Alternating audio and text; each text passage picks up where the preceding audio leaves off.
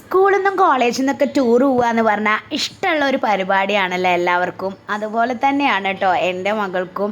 അവൾ സ്കൂളിൽ നിന്ന് ടൂർ പോവുകയാണ്. കഴിഞ്ഞ കൊല്ലം അവൾ ടൂർ പോയില്ല, കൊല്ലം 4ാം ക്ലാസ്സിലാണ്. അപ്പോൾ ടൂറ് പോവാമെന്ന് വിചാരിച്ചു. മിനി ഊട്ടിക്കാണ് കേട്ടോ അവർ പോണത്. അപ്പോൾ ഏട്ടൻ ഞങ്ങളെ ബൈക്കിലാക്കി, ഞങ്ങളെ സ്കൂളിലാക്കിയിട്ട് ഏട്ടൻ പോയിട്ടോ. ഏട്ടൻ്റെ സ്കൂൾ ഓട്ടം ഉണ്ട് പറഞ്ഞു. 7:30 എത്താനാണ് പറഞ്ഞത് സ്കൂളിൽ. അവർ 7:30 പോകുമെന്നൊക്കെ പറഞ്ഞു. പക്ഷേ എത്രയായാലും 7:30 എന്ന് പറഞ്ഞാൽ 8:30 ആയിട്ടാണ് കേട്ടോ അവർ പോയത്. യൂണിഫോം ഇട്ടിട്ട് വേണം, ID കാർഡൊക്കെ ഇട്ടിട്ട് വേണം പോവാൻ. സ്കൂളിൽ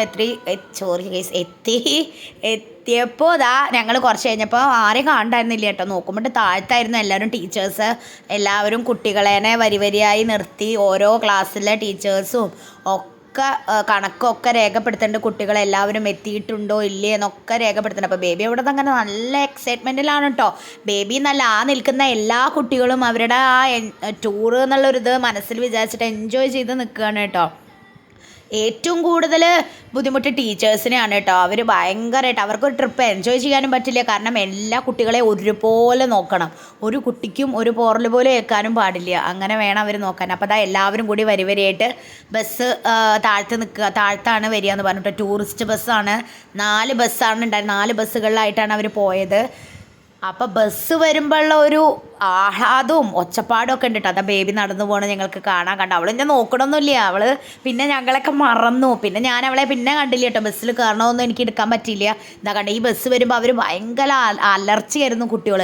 കാരണം അവരവരുടെ സന്തോഷം സന്തോഷത്തിൽ മതിമറിയായിരുന്നു.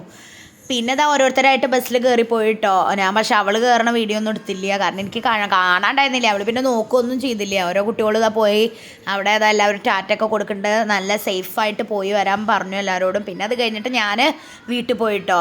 ബേബിയുടെ ഫ്രണ്ടിൻ്റെ അമ്മ ഓട്ടോയിലാണ് വന്നിട്ടുണ്ടായിരുന്നു. അപ്പോൾ അത് വരെ ഞാൻ സ്റ്റോപ്പിക്ക് അവരുടെ കൂടെ പോയി. അപ്പോൾ കണ്ടത് ഞാൻ അവരുടെ ഗ്രൂപ്പിൽ വന്ന് ജസ്റ്റ് ഒന്ന് ആഡ് ചെയ്താട്ടോ. അവർ നന്നായി എൻജോയ് ചെയ്തു. ഇത് വൈകുന്നേരം അവർ വരാറായല്ലോ. ടൂറൊക്കെ പോയി കുട്ടികൾ പോയ പോലെ തന്നെ വരാറായി. അപ്പോൾ ഞങ്ങൾ ആദ്യം വിചാരിച്ചു ഏട്ടൻ്റെ കൂടെ പോകുന്നത്. അപ്പോൾ ഏട്ടന് തൃശ്ശൂർക്ക് ഒരു ഓട്ടം കിട്ടി. അപ്പോൾ ഞങ്ങൾ ഏട്ടൻ വേറൊരു ഓട്ടോ ഏൽപ്പിച്ചു വന്ന് സ്കൂളിലേക്ക് കയറുകയാണ് കേട്ടോ. ഞങ്ങൾ വീട്ടുട്ടനൊക്കെ ചേച്ചിയെ കാണാൻ എക്സൈറ്റ്മെൻ്റ് ആണ്. നമ്മൾ നിന്ന സ്ഥലത്ത് തന്നെ, രാവിലെ നിന്ന സ്ഥലത്ത് തന്നെ നിന്നു. ഞങ്ങൾ കറക്റ്റ് ടൈമിലെത്തി. സ്കൂൾ ബസ്സും കറക്റ്റ് ടൈമിലെത്തി. സ്കൂൾ ബസ്സല്ല കേട്ടോ, ടൂറിസ്റ്റ് ബസ്. അപ്പോൾ ബേബീനെ കണ്ടു, കയ്യിൽ ഞങ്ങളെ ഏൽപ്പിച്ചു സാറ്. എന്നിട്ട് അവളുടെ എക്സൈറ്റ്മെൻറ്റൊക്കെ പറയും, അടിച്ചു പൊളിച്ചു അമ്മയെ ടൂറ്. അപ്പോൾ ബേബിയുടെ ഫ്രണ്ടാണ് കേട്ടോ അത്, ദക്ഷ അവളുടെ അമ്മയാണ്. അപ്പോൾ അമ്മമ്മ അങ്ങനെ നോക്കുകയാണ് അവളെ. എന്താ അവളുടെ ആഹ്ലാദ പ്രകടനവും ഒരു പറച്ചിലും, നന്നായി എൻജോയ് ചെയ്തു അമ്മ, എനിക്ക് നല്ല ഇഷ്ടമായി പോയത് എന്നൊക്കെ പറയായിരുന്നു കേട്ടോ. അപ്പം നിങ്ങളും ഇതുപോലെ ടൂർ എൻജോയ് ചെയ്യുന്ന ആൾക്കാരാണെങ്കിൽ ഒന്ന് കമൻറ്റ് ചെയ്യേ.